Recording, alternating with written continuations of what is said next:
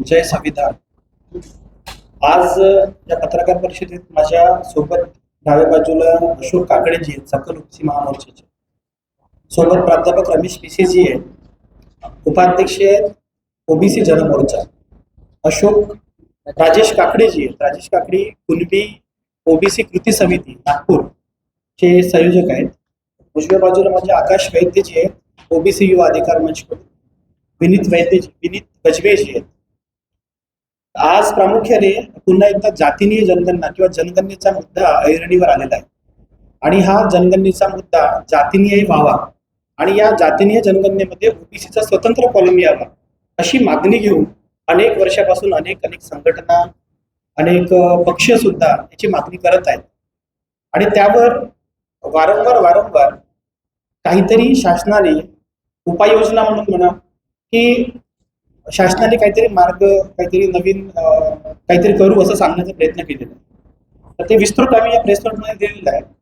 आत्ताची जनगणना जो होते हा सेकंड टप्पा आहे, दुसरा टप्पा. आणि पहिल्या टप्प्यामध्ये प्रामुख्याने आम्ही लोकांवर जनजागरण सुद्धा केलं की पहिल्या टप्प्यामध्ये ओबीसींना केंद्र सरकारने गायब करून टाकलं, म्हणजे ओबीसीची जनगणनाच केली नाही आणि ओबीसीचा स्वतंत्र कॉलम न देता ओबीसींना जनरल कॅटेगरी सोबत अन्य या कॅटेगरीमध्ये टाकलं आणि घरगणनेचं नुसतं नाव लिहून, नाव आडनाव लिहून फक्त घरगणना केली, परंतु स्वतंत्र कॉलम देऊन अशी गणना केली नाही. आता दुसरा जो टप्पा आहे, 2 टप्प्यामध्ये 2 फेजमध्ये जनगणना होते आणि दुसऱ्या टप्प्याचा राजपत्र 3 ऑगस्ट 2026 रोजी निघाला. हा राजपत्र हिली एरियाज म्हणजे पहाडी क्षेत्रासाठी निघालेला आहे आणि राजपत्रामध्ये नमूद असल्याप्रमाणे लडाख, जम्मू अँड काश्मीर, उत्तराखंड आणि हिमाचल प्रदेश यामधील काही जिल्हे जे हिली एरियाजमध्ये बर्फाच्छादित असतात अशा एरियाची लवकरात लवकर जनगणना व्हावी अशी सरकारची मनशा असते. म्हणून 1 सप्टेंबर ते 30 सप्टेंबर या हिली एरियाजमध्ये जनगणना होणार आहे आणि येणाऱ्या 17 ऑगस्ट पासून म्हणजे 4 दिवसानंतरच स्वगणनेला सुरुवात होणार आहे. म्हणजे खरी जनगणना सेकंड टप्प्याची, दुसऱ्या टप्प्याची 17 ऑगस्ट या रोजीपासून सुरू होते, सोमवारपासून. आणि या जनगणनेत पुन्हा एकदा ओबीसींची फसवणूक केलेली आहे आणि ओबीसींचा स्वतंत्र कॉलम न देता तुम्ही तुमच्याकडे राजपत्र मी दिलेलं आहे, तर राजपत्रात लिहून आहे घर घर जाकर जनसंख्या गणना. म्हणजे जातीने जनगणना एका बाजूला सरकार म्हणतोय, आमची मागणी तर जातीने जनगणनेसोबतच स्वतंत्र कॉलम आहे, परंतु शासन म्हणताय घर घर जाकर जनसंख्या गणना करायची आहे. याचा अर्थ काय आहे की जी संख्या ऑलरेडी शासनाला माहिती आहे, ग्रामपंचायतच्या माध्यमातून, नगर परिषदच्या माध्यमातून, महानगरपालिकेच्या माध्यमातून जन्म, मृत्यू याची नोंद होते आणि ही संख्या आणि त्यांचे नाव हे सगळे सरकारला माहिती असतात. अशाच पद्धतीची का ही जनगणना करतात असा शासनाचा डाव दिसतोय आणि यामधून जो 52% समाज ओबीसी आहे याला पूर्णपणे कसा वगळता येईल असं शासनाचं दिसतंय. तर यामध्ये शासनाने जे केलेलं आहे त्यामध्ये ओपन एंडेड पद्धत जी असते आणि एक असते ड्रॉपडाऊन मेनू. आपण कुठे हॉटेलमध्ये गेलो किंवा कम्प्युटरमध्ये मेनू उघडला तर मेनूच्या खाली बरेचशा गोष्टी उघडतात, त्यांचे काही टाईप्स असतात ते उघडतात. यामध्ये ड्रॉपडाऊन मेनू फक्त SC आणि ST साठी दिलेला आहे. हे कंपल्शन आहे. 1950चा कॉन्स्टिट्यूशनल ऑर्डर आणि 1948चा सेन्सस ऍक्टनुसार शेड्यूल कास्ट, शेड्यूल ट्राईबसाठी ड्रॉप डाऊन मेनू देणे हे कंपल्सरी आहे, म्हणून त्याने दिलेलं आहे. परंतु जातीने ही जनगणना करतेवेळी ओबीसींचा सुद्धा स्वतंत्र कॉलम द्यावा आणि त्यासाठी 2018 मध्ये राजनाथ सिंगांनी सुद्धा म्हटलं की आम्ही ओबीसीच्या कॉलम सह जनगणना करू. SC आणि ST साठी दिलेला आहे. म्हणजे राहिलेला जो वर्ग आहे रेस्ट ऑफ त्यामध्ये ओबीसी आणि जनरल कॅटेगरीला फक्त त्यांची जात विचारली जाणार आहे आणि तो ओपन एंडेड क्वेश्चन असणार. ओपन एंडेड क्वेश्चन म्हणजे असं की ज्यामध्ये तुम्हाला एखादा कांबळे नावाचा व्यक्ती असेल, तो तेली असेल तर TELI असा शब्द लिहिला जाईल प्रगणकाकडून. ज्याने जी जात सांगितली, समजा एखाद्याने खंड्या तेली म्हणून सांगितली, एखाद्या तेलीने सांगितलं की गोड तेली आहे, कडू तेली आहे, तर कडू तेली अशाच प्रकारची जात तिथे लिहिली जाईल. आणि ज्या महिलेला, ज्या पुरुषाला जी जात माहिती आहे, याआधी शासनाने सांगितलं की 46 लाख काही त्रुटी ऑलरेडी आढळल्या 2011 मध्ये, तशाच पद्धतीने यावेळची पण जनगणना होईल. जनगणना जातीने होईल. जातीने झाले की अशा प्रकारचे जातीच्या त्रुटी समोर येतील, म्हणून स्वतंत्र कॉलम देणे फार गरजेचं आहे आणि ते सरकारने टाळलेलं असं दिसत आहे. तर यामध्ये ओपन एंडेड क्वेश्चन न देता ड्रॉपडाऊन मेनू, हा मेनू SC, ST आणि OBC साठी सुद्धा असावा अशी आमची मागणी आहे. तर ही मागणी भरपूर दिवसाची आहे, शासनाला माहिती आहे. महाराष्ट्र शासनाचे मुख्यमंत्री माननीय देवेंद्र फडणवीस साहेबांनी ज्या दिवशी हा राजपत्र निघाला आणि त्यानंतर 4 दिवसानंतर 7 तारखेला बँगलोरसाठी जो भाषण त्यांनी दिलेलं आहे राष्ट्रीय ओबीसी महासंघाच्या अधिवेशनामध्ये, त्यांनी सांगितलं की मी यासाठी पाठपुरावा करेन. मग त्यांना सुद्धा कळलेलं आहे, माननीय मुख्यमंत्र्यांना सुद्धा, की इथे ओबीसी जनगणना स्वतंत्र होत नाहीये. त्यांनी सुद्धा म्हटलं की यासाठी मी पाठपुरावा करेल. तर आमची विनंती आहे, कुठल्याही पक्षाचे असतील, कुठे जाती धर्माचे नेते असणार, त्यांनी यासाठी पाठपुरावा केला पाहिजे. महाराष्ट्रासाठी जी जनगणना होणार आहे ती जनगणना 1 फेब्रुवारी पासून होणार आहे. म्हणजेच 3 जानेवारी या रोजी राजपत्र निघणार आहे. 1 फेब्रुवारी पासून ते 28 फेब्रुवारी पर्यंत ही जनगणना होणार आहे. 1 मार्च ही रेफरन्स डेट आहे. म्हणजे आमच्यासाठी मृत्यूची तारीख जी म्हणतात ती 1 मार्च आहे.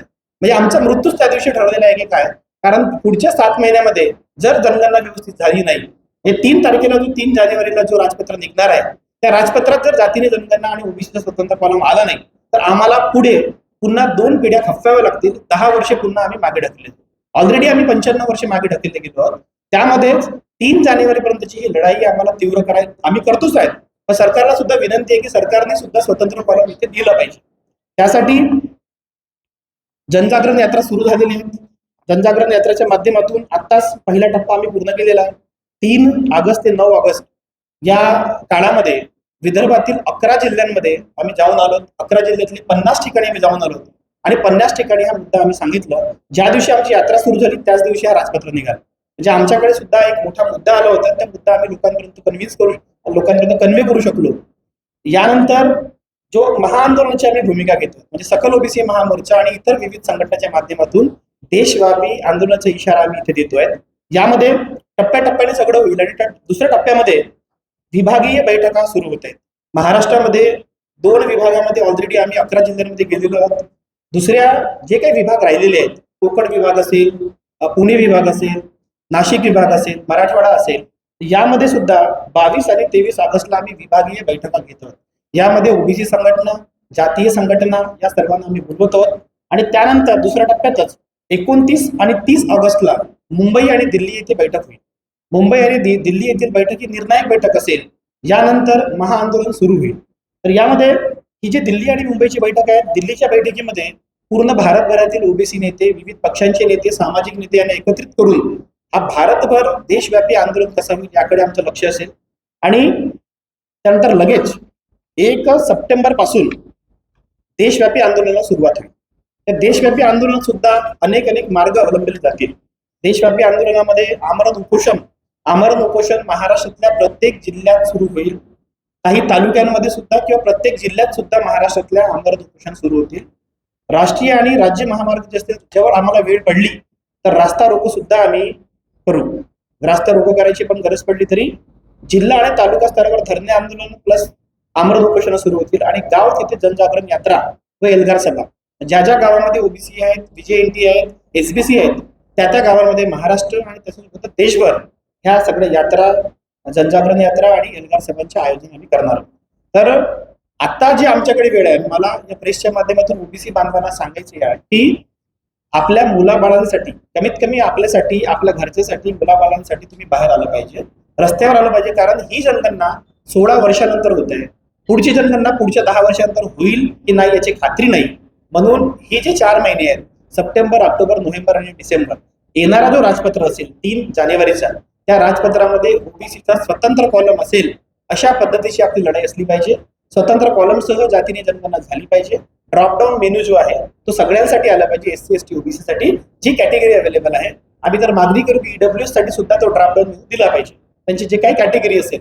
परंतु आम्हाला जी ओबीसी 52% ओबीसी भारतामध्ये आहे त्याच्यासाठी ड्रॉपडाऊन मेन्यू पाहिजे आहे. आणि त्या माध्यमातून अनेक मागण्या घेऊन आम्ही त्या लोकांमध्ये जाऊ. ही जनगणना 95 वर्षांतर जातीनिहाय होते असं आम्हाला कळलंय. जातीनिहाय जनगणना करतायत पण ड्रॉपडाऊन मेन्यू जो आहे तो आम्हाला काही मिळत नाहीये. त्यासाठी हा एल्गार राहील आणि 3ही टप्प्यांमध्ये आम्ही लोकांपर्यंत जाण्याचा प्रयत्न करू. धन्यवाद सर्वांना. आणि तुम्ही तुमचे काही प्रश्न असतील तुम्ही सांग विचारू शकता.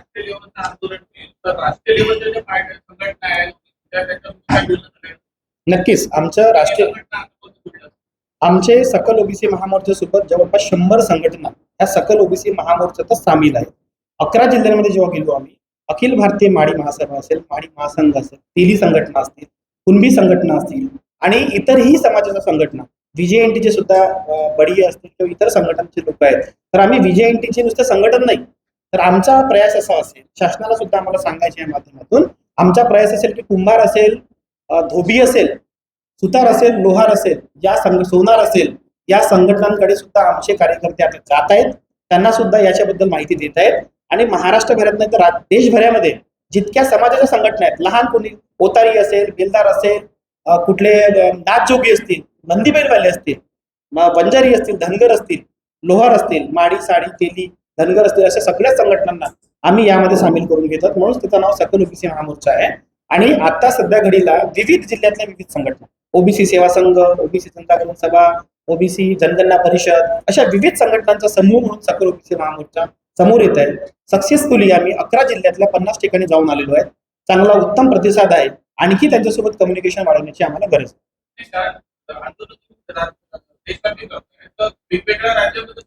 नक्कीच नक्कीच नक्कीच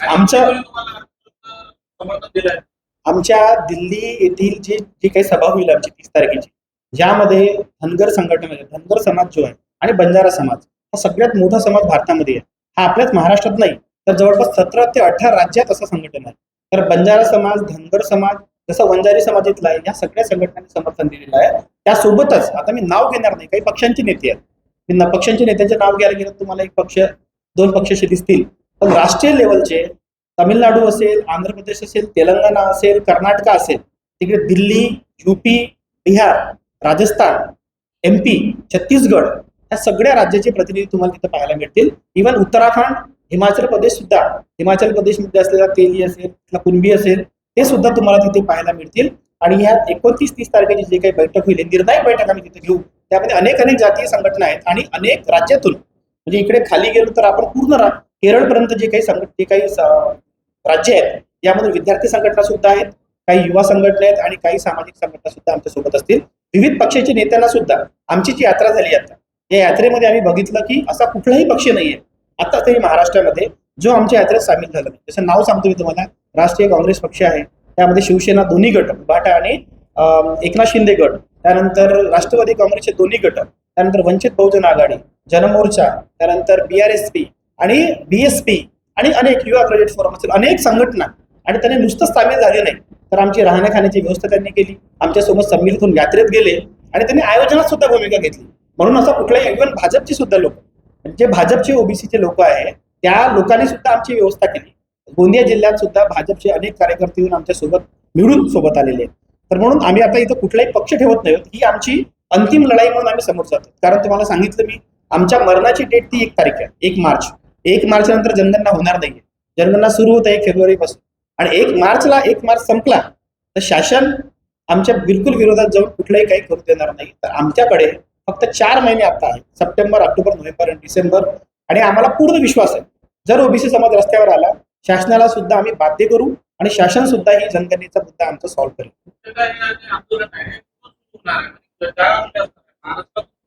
हा आंदोलन 1 सप्टेंबर पासून 30 सप्टेंबरची बैठक संपली दिल्लीची, की याच्या विविध ठिकाणी आंदोलन सुरू होतील.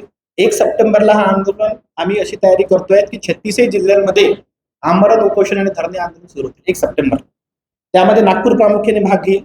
त्यानंतर लगेच पुढच्या वीकमध्ये 1 वीक नंतर मुंबई, नंतर दिल्ली ठिकाणी सुद्धा हा आंदोलन सुरू होईल.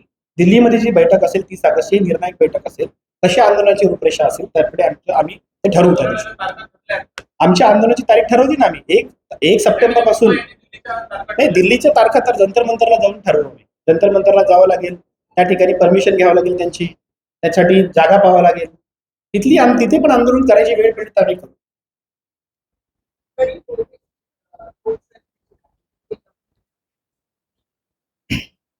हो, सत्तापक्ष ओबीसीचे प्रश्न म्हणजे ओबीसीची जी लोकसंख्या लपवण्याचा प्रयत्न करत आहे. तर त्याचं कारणच सांगतो मी तुम्हाला. कारण आहे पॉवरमध्ये हा जो मोठा समाज आहे, हत्तीसारखा समाज आहे ओबीसी, आणि मुंगीसारखा समाज भारतामध्ये राज्य करतो.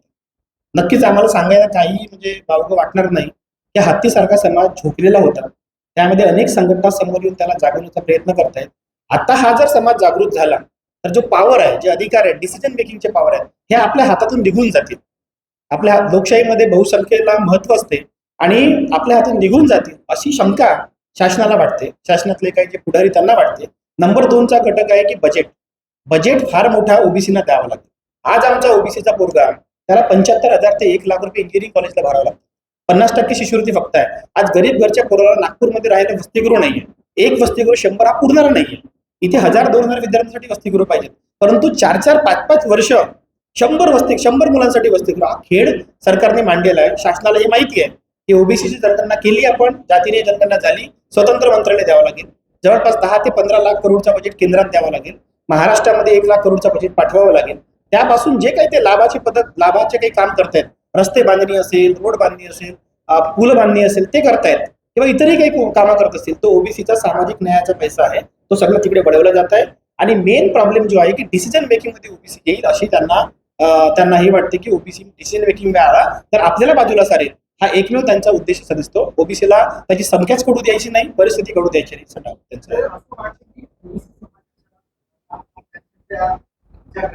नक्कीच साधा प्रश्न आहे. आपण युपीएससी एमपीएससीचा फॉर्म भरतो तेव्हा कॅटेगरी असते, ओबीसी, एससी, एसटी.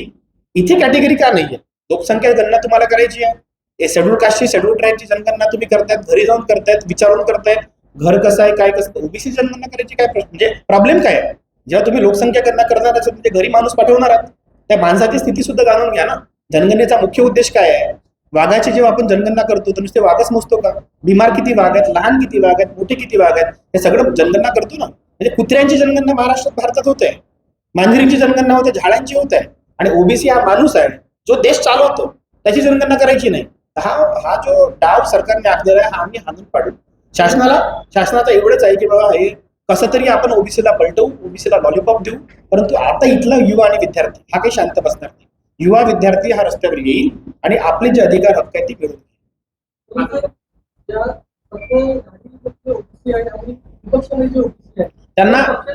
त्यांना आम्ही नकली ओबीसी मानतो. ते काही ओबीसी नाहीये, ते ओबीसी नेते पण नाहीत. त्यांना आम्ही आता एक शब्द दिलेला आहे. आम्ही जेव्हा यात्रा काढली तेव्हा त्यांना आम्ही लायकीचे नसलेले असे नालायक नेते आम्ही म्हटले. कोणी आमदार असेल, कुठल्या जिल्ह्याचा आमदार असेल, इथपासून सुरू करू आपण नागपूर पासून, तर पूर्व विदर्भ असेल, महाराष्ट्रात असेल, तुम्ही समजून घ्या, जे माणसं या जनगणनेच्या लढ्यात आमच्या सोबत नाहीत ते लायकीचे नाही आहेत. आम्ही बहिष्कार करतो, त्यांना नालायक म्हणतो. त्यांच्या एरियातून नालायक म्हटलेले 11 जिल्ह्यांमध्ये अजून काय बहिष्कार करणार आहे?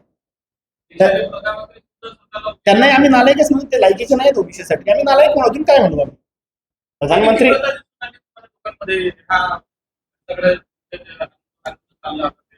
फार चांगला उत्साह आहे, फार लोक समोर येत आहेत, मोठ्या ताकदीने लोक समोर येत आहेत. आणखी कोऑर्डिनेशनची गरज आहे, ती आम्ही करू मधल्या काळामध्ये.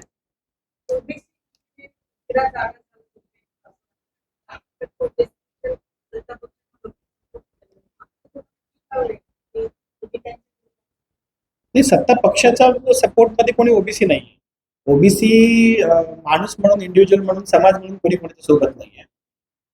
ही जी पॉलिटिक्स आहे याच्यामध्ये एक प्रकारचा लालच दाखवण्याचा प्रयत्न झाला ओबीसींना आम्ही हे करू ते करू. म्हणजे 18 मध्ये राजनाथ सिंगांनी सांगितलं जनगणना करू, लोकांना वाटलं जनगणना करणार, तर लोक 1500 रुपयाच्या लाडक्या बहिणीवर लोक मतदान करतात. तर आता खूप मोठं काम आहे ना. आम्ही बजेट देऊ, तुमचा काय म्हणू आपण त्याला, मंत्रालय काढू, तर नक्कीच ओबीसीने मतदान केलं असेल. परंतु आता यासमोर आम्ही काही पॉलिटिकल जाणार नाही की मतदान करा की करू नका असं म्हणणार नाही. पण आम्ही एवढं सांगतो की सरकार नालायक ठरलेली आहे, एवढं लोकांना सांगतो.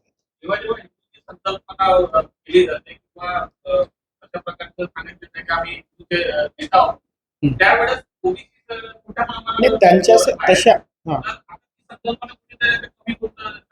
नाही, तसं त्याच्यावर काय आमचं म्हणणं नाही. धर्म हा एक वेगळी बाब आहे. धार्मिक संघटना, धर्म हा आम्ही घरी मानतो.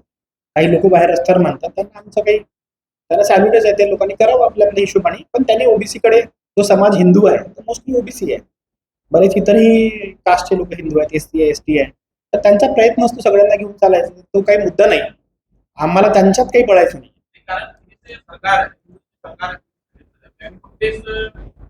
त्यांनी केलं पाहिजे ना, त्यांनी केलं पाहिजे ना. म्हणून तर आम्ही म्हटलं ही सरकार जी आहे ओबीसीच्या मुद्द्यावर नालायक ठरलेले म्हटलं ना आम्ही, म्हणून ते त्यांनी केलं पाहिजे. हिंदू आहेत तर केलं पाहिजे.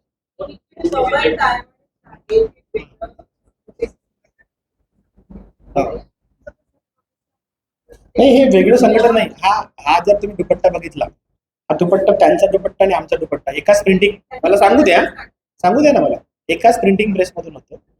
आणि एकच समाज, हे काही कोणी पैसे देते म्हणून आम्ही दुपट्टा खरेदी करत नाही, तर लोकवर्गणीतून हे दुपट्टे तयार केले जातात. आणि बबनराव तायवाडे साहेबांचं जो संघटन आहे तो आमचंच संघटन आहे. संघटन अनेक असले पाहिजे, अनेक अनेक ठिकाणी जाण्यासाठी प्रयत्न केले पाहिजेत. तो आमचाच संघटन आहे, तो सुद्धा एका लेवलला काम करतोय. आम्ही सुद्धा तळागाळात जाण्याचा प्रयत्न करतोय. त्यांच्या सुद्धा एक संघटन आहे मोठ्या लेवलने, मोठ्या ताकदीने. आता त्यांनी बँगलोर ते 11वा महाधिवेशन घेतला, ते सुद्धा मोठ्या ताकदीने, त्यांचं सुद्धा आंदोलन असेल तर सगळे जास्तीत जास्त प्रमाणात कसं जातील. आम्हीच काम करत बसलो तर आमची रीच तितकी आहे नाही आहे, त्या ते लोक त्यांची रीच वाढवणार. दोघांचा मिळून चांगला संगम करून सकल ओबीसी महामोर्चा आणि राष्ट्रीय ओबीसी महासंघ असं मिळून आम्ही आंदोलन करू शकतो. नाही बघा, शेवटचं असं काही नसतं. जसं जनसंघ होतं, नंतर भारतीय जनता पार्टी निघाली, नंतर जनता पार्टी निघाली, नंतर जनता दलचे 3 तुकडे झाले, है ना. तर अशा पद्धतीने संघटना संघ निघत असतात. हे काही खूप विशेष नाहीये. उलट जास्तीत जास्त लोकांपर्यंत जाण्यासाठी हा एक मार्ग आहे. तर विजय इंडीच्या संघटनेला आम्ही काय म्हणणार, त्यांना म्हणणार की आम्ही सकल ओबीसी महामोर्चा नाव ठेवू, ते भटके विमुक्त नाव ठेवणार, पण ते सकल ओबीसीतच येतात, ते आमच्या पार्ट आहेत. तर ते असे नाव अनेक असू शकतात, पण मार्ग एक आहे आणि आमची मंजिल जी आहे ती एक आहे. हो हो.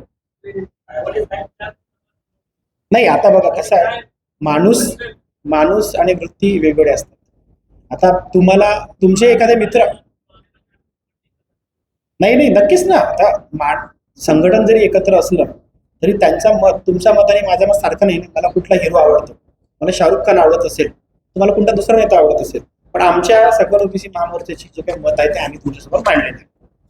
जे नालायक लोक आहेत त्यांच्यासोबत कारण सांगितलं आम्ही त्याच्यामध्ये की नालायक लोकांसोबत यासाठी जायचं नाही आपल्याला, कारण आमच्याकडे वेळ कमी आहे. बऱ्याच लोकांना आम्ही निवेदन देतो, असे फोटो काढतो निवेदन देऊन. तर ते लोक आमच्या आंदोलनामध्ये एक ड्रायव्हर, एक पीए आणि आमदार किंवा खासदार असे येतात. तर अशा लोकांची आम्हाला गरज नाही. मुख्य चेहरा वगैरे कोणी नसेल. मुख्य चेहरा हा दुपट्टा असेल, पिवळा दुपट्टा, सकल ओबीसी महामोर्चाचं लाल नाव असेल आणि हाच मुख्य चेहरा असेल.